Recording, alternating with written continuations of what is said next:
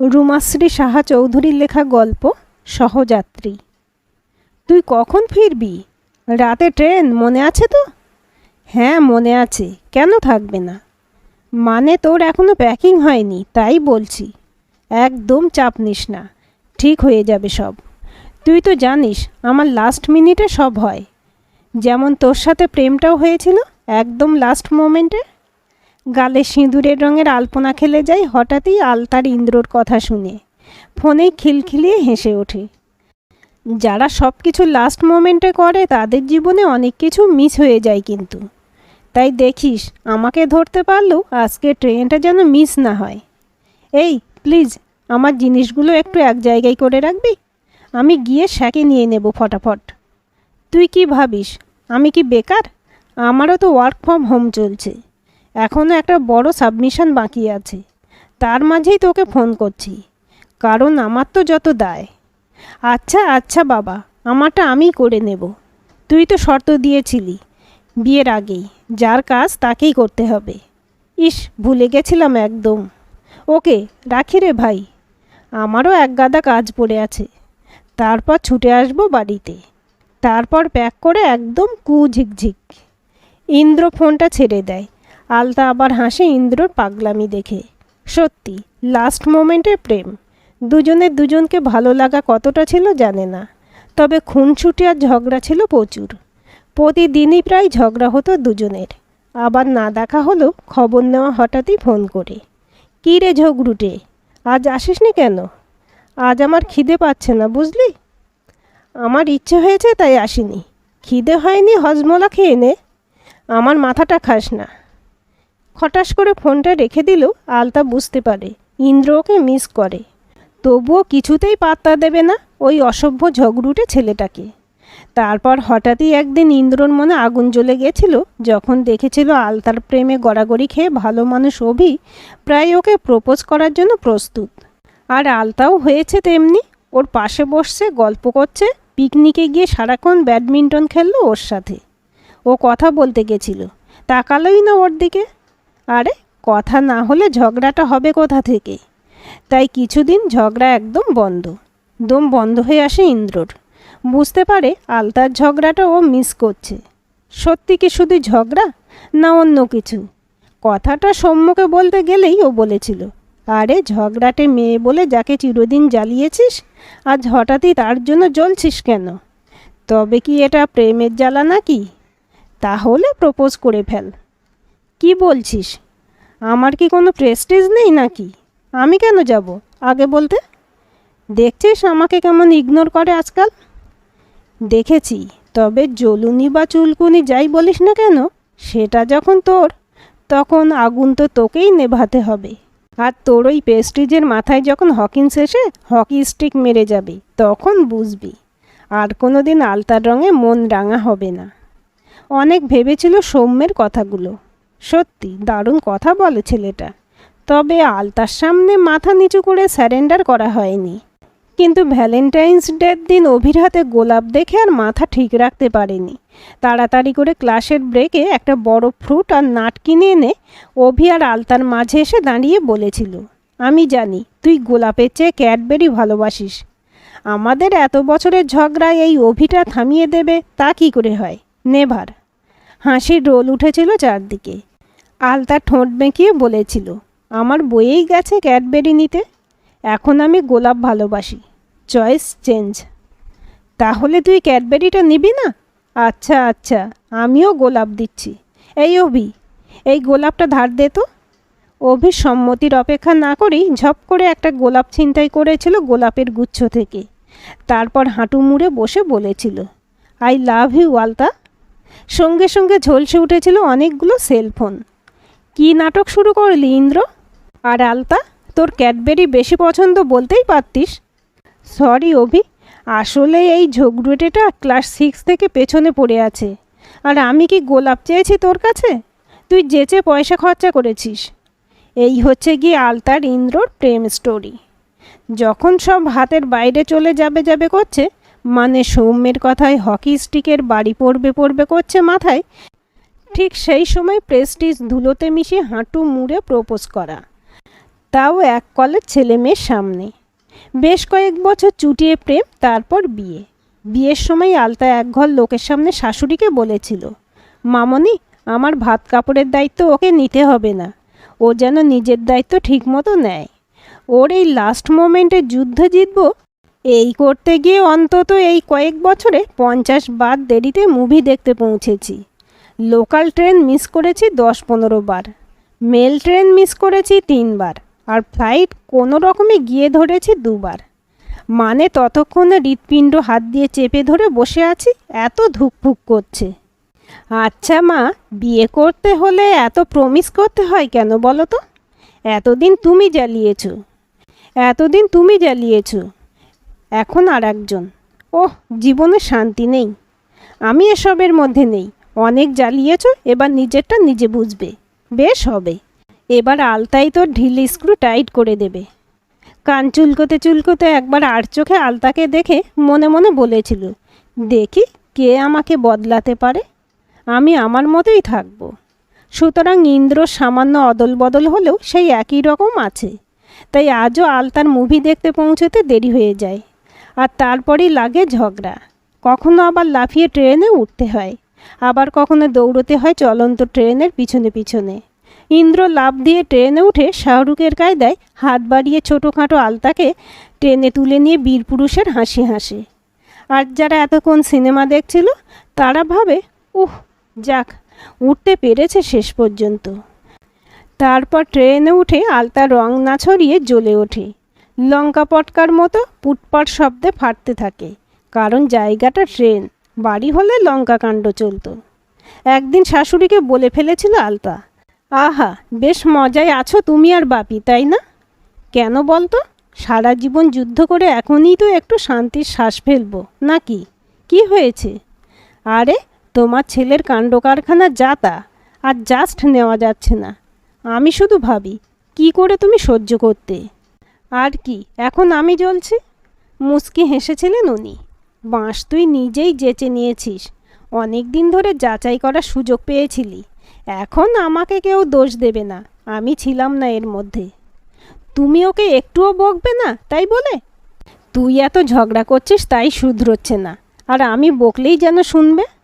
আলতা বুঝেছিল 7 পাক ঘুরে যাকে বেঁধেছে তাকে নিয়ে এভাবেই চলবে জীবন, এ বদলানোর জিনিস নয়।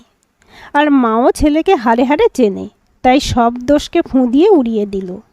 যথারীতি ইন্দ্র তেমন বদলায়নি এখনও, সুতরাং আজও এলো দেরি করে। এসেই চরকি পাক খেতে শুরু করলো। ইস, কত দেরি হয়ে গেছে। ওহো, কখন যে কি করব। এবার ছুটতে হবে অলিম্পিক স্পিডে। আলতা ভেবেছিল কোনো সাহায্য করবে না, তবুও অনিচ্ছায় এসে একটু সাহায্য করে গেল। যখন বেচারার মতো বলছে, তুই কি শুধু দাঁড়িয়ে দাঁড়িয়ে মজা দেখবি, কিছু করবি না? আমরা তো ঠিক সময় না গেলে ট্রেনটা মিস করব। এ আর নতুন কি কথা শুনি? যতক্ষণ না উঠে বসছি বিশ্বাস নেই।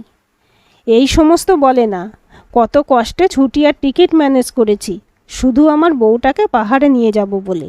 একটু হেল্প কর প্লিজ। যাই হোক, সব গুছিয়ে মোটামুটি দৌড়ঝাঁপ করে একদম শেষ মুহূর্তে ট্রেনে এসে উঠল ইন্দ্র আর আলতা। অবশ্য তাতেই খুশি ওরা। এখনকার ফার্স্ট লাইফে বোধহয় এটাই অনেক। কথা ছিল প্যাকেট ফুড সাথে নিয়ে নেবে, সুতরাং ইন্দ্র ভুললেও আলতাই অর্ডার দিয়ে আনিয়ে রেখেছিল ওর পছন্দের মিক্সড ফ্রাইড রাইস আর বোনলেস চিলি চিকেন। তাই ট্রেনে গুছিয়ে বসে খেতে খেতে চলে যাবে। দরজা ঠেলে ভেতরে ঢোকে ওরা। এদিকে ট্রেনও ছেড়েছে।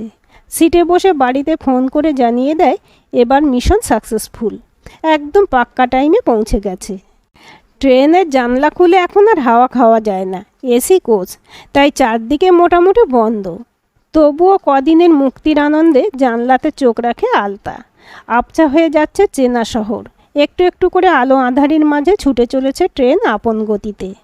ওদের উল্টো দিকে সিটে একটু মোটাসোটা এক ভদ্রলোক আর ভদ্রমহিলা বসে। ইন্দ্র নিশ্চিন্ত হয়, যাক, এখানে আর কেউ ঢুকবে না। ওরা 4 জন এই দিকটাতে। ট্রেন সরগরম, সবাই আড্ডার গল্পে ব্যস্ত।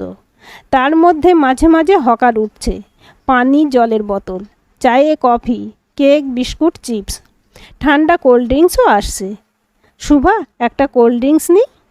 তুমি যে তখন বলছিলে তোমার গরম লাগছিল, খাবে নাকি? ভদ্রমহিলা মাথা নাড়েন। ভদ্রলোক হাত বাড়ান কোল্ড ড্রিঙ্কস নিতে, আবার জিজ্ঞেস করেন স্ত্রীকে কোনটা নেবেন তিনি। তারপর কেক আর বিস্কুট আসতেই সেগুলো কেনার জন্য উদ্যোগী হতেই ভদ্রমহিলা বারণ করেন, না, আমার কেক খেতে ইচ্ছে করছে না, তুমি বরং বিস্কুট নাও, সকালেই তো লাগবে আবার, আমি আনতে ভুলে গেছি। সে গেছো গেছো, কতই তো পাওয়া যাবে, কিনে নেব যখন দরকার হবে। তুমি খাবে এখন একটা প্যাকেট খুলব? ইন্দ্র মোবাইলে ডুবে আছে, এছাড়া আর কী বা করার আছে।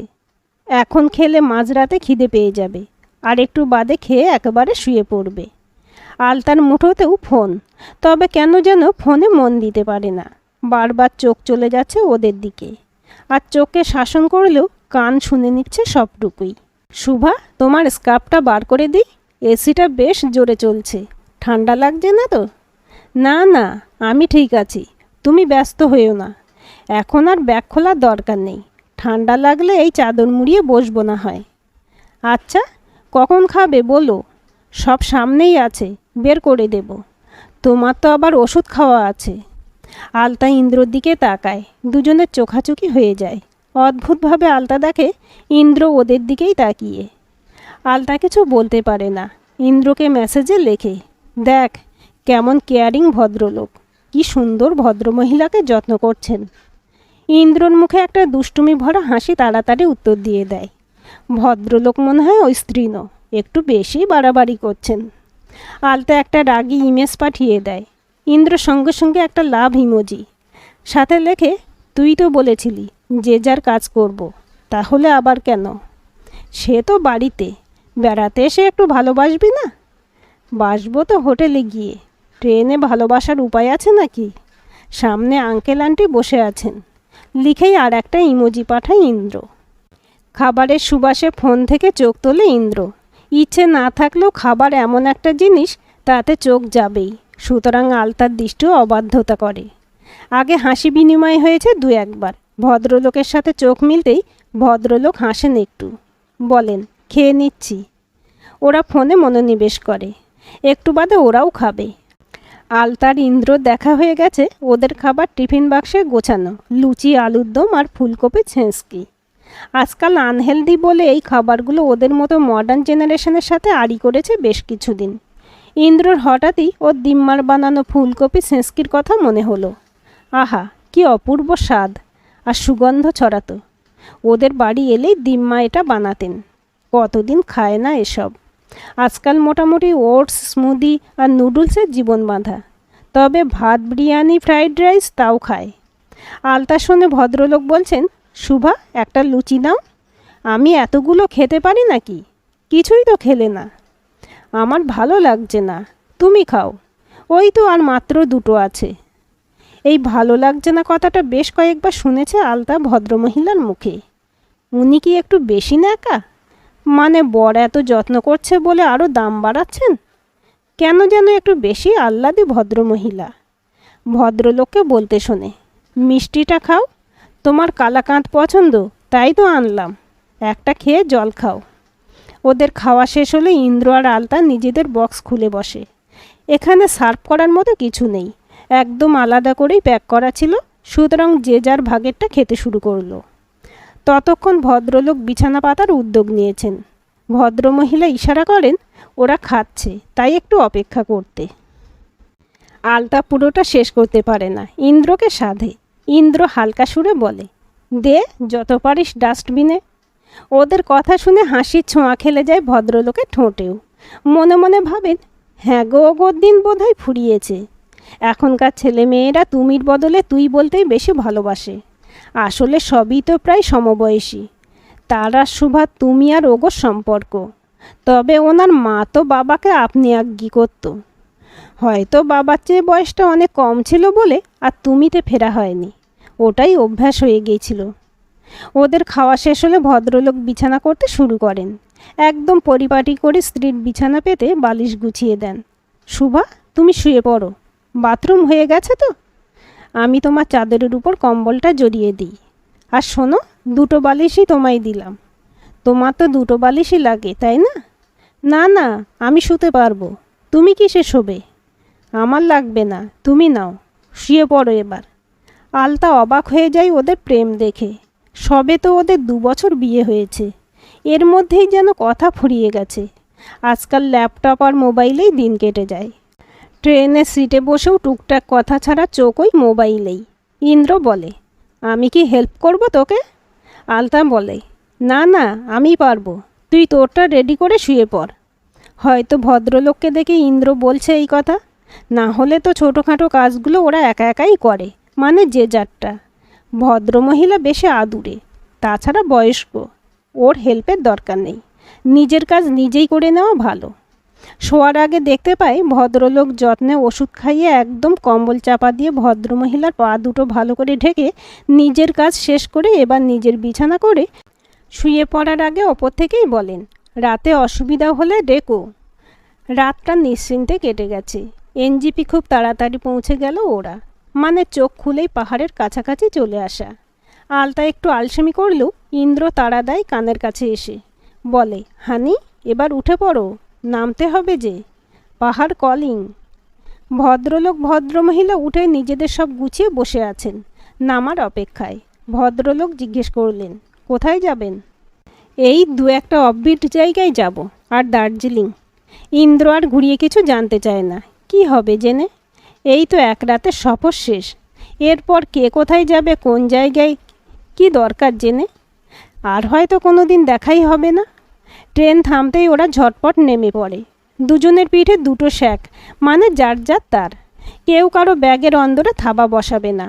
অগোছালো জিনিস গোছানো বা ব্যাগ থেকে জামা বের করে পড়া সবই যার যার দায়িত্ব। এইসব সিস্টেম আলতার।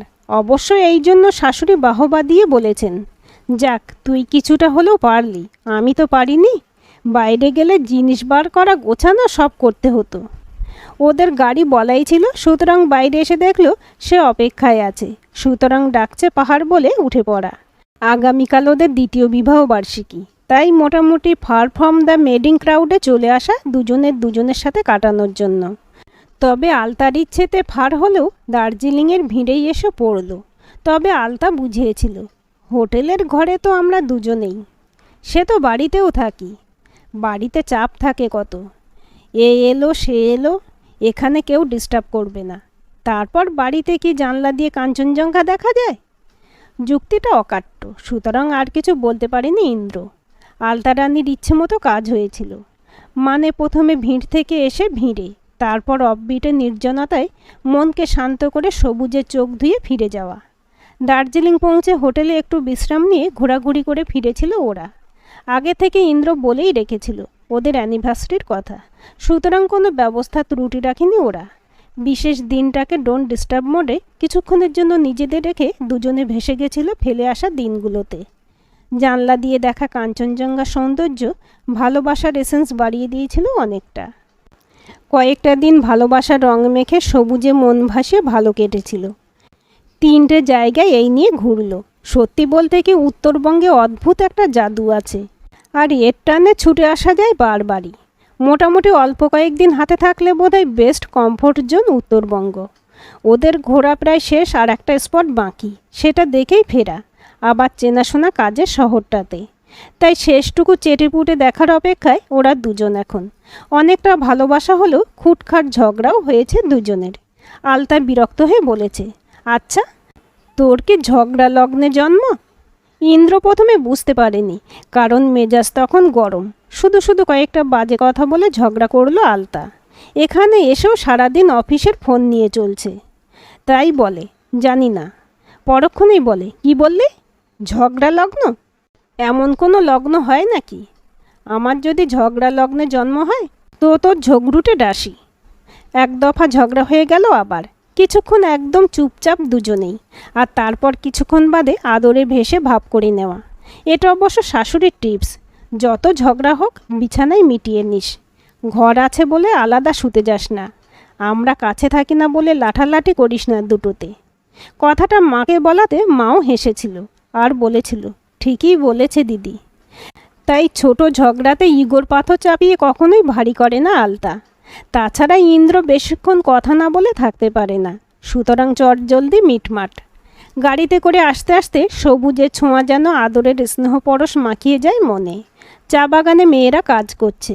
ওদের দেখে মনে হচ্ছে সবুজ বাগানে প্রজাপতির মতো। পিঠে প্রত্যেকের ঝুড়ি। ওদের পরবর্তী স্পটটাতে যেতে মোটামুটি দুপুর গড়িয়ে যায়। ওরা যেতেই হোটেলের মানুষজন সাদরে আমন্ত্রণ জানান। বাইরে থেকে আলতার নজরে পড়েছিল কাঁচের ঘরটা। বাইরের সবুজের ছায়া পড়েছে কাঁচের জানালায়। হোটেলটা খুব সুন্দর আর ব্যবস্থাও খুব ভালো। তবে ঘর দেখে আলতা বলল, এই ঘর কেন?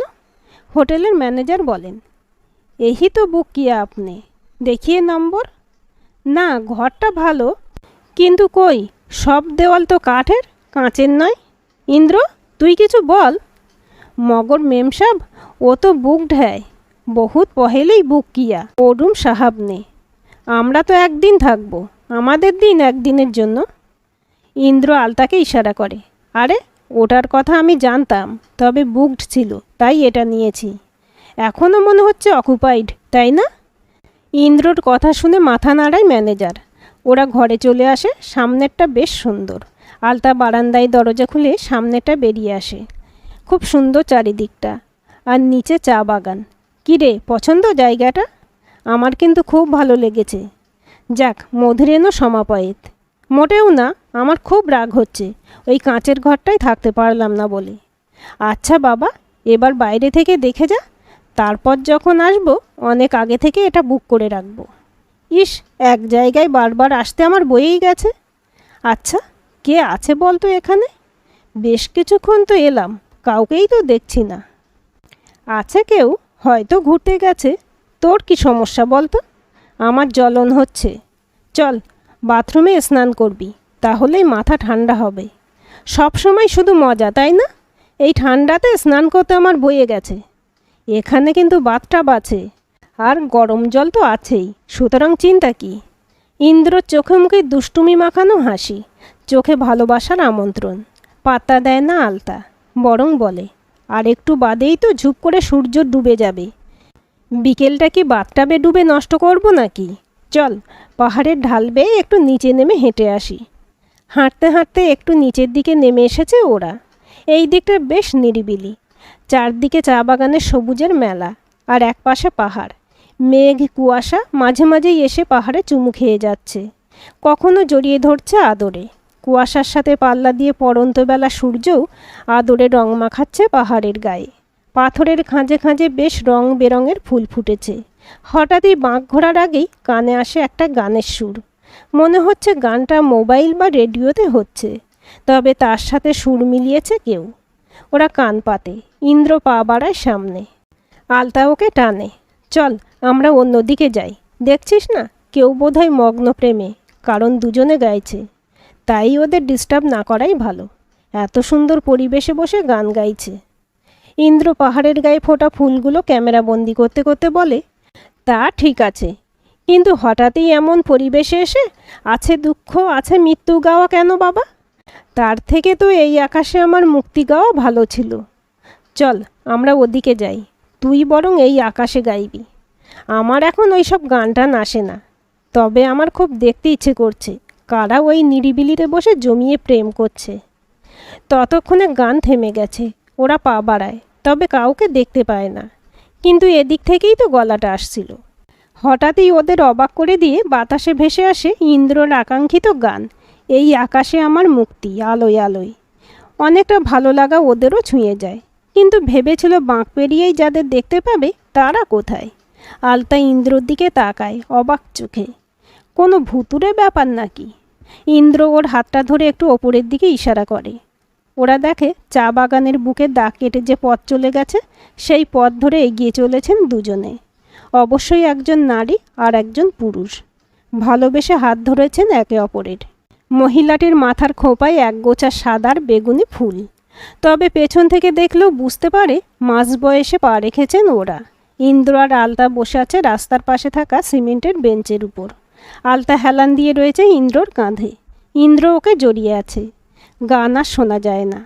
আকাশে তখন সূর্যের 7 রঙের আলপনা। ওরা বিভোর হয়ে দেখে সূর্যাস্তের দৃশ্য।